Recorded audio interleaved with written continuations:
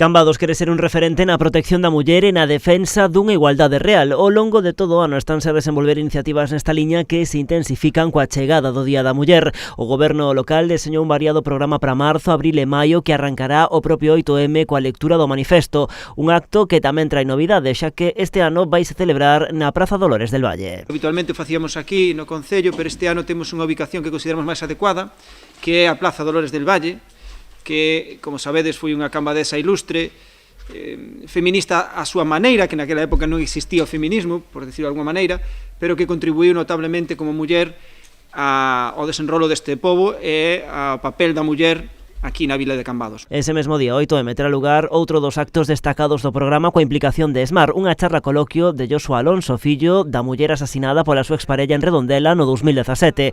O mozo abordará ese crime e co motivo que asumir o cuidado do seu irmán menor. Le explica o que pasou cando quedou sin nada, porque quedou sin nada, hasta sin documentación, a cargo dun irmán menor, huérfano. Entón vai contar o que pasou, as necesidades que se veu que non había. A charla terá unha sesión de tarde no auditorio, pero outra previa pola mañá no Instituto Asorei. Entenden dende Esmar que concienciar as vindeiras xeracións é agora mesmo un dos principais desafíos. O maltrato non ven de grande, o maltrato hai que tratalo desde pequenos, desde a cuna.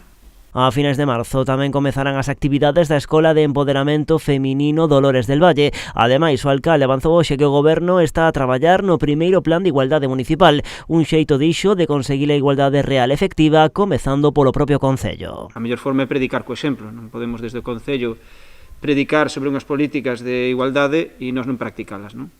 É certo que na administración non se produce esa diferencia salarial tan grande como pode producirse ás veces na empresa privada, ou incluso na empresa privada entre sectores. Hai sectores que son moi feminizados e que vemos claramente que os salarios comparados con sectores similares máis masculinizados son inferiores, non cabe dúbida, pero bueno, nos vamos a empezar pola administración, vamos a empezar polo noso Concello. O Goberno local acaba de iniciar o proceso de contratación para a redacción deste plan que busca erradicar calquera tipo de desigualdade laboral ou salarial dentro do cadro de persoal municipal.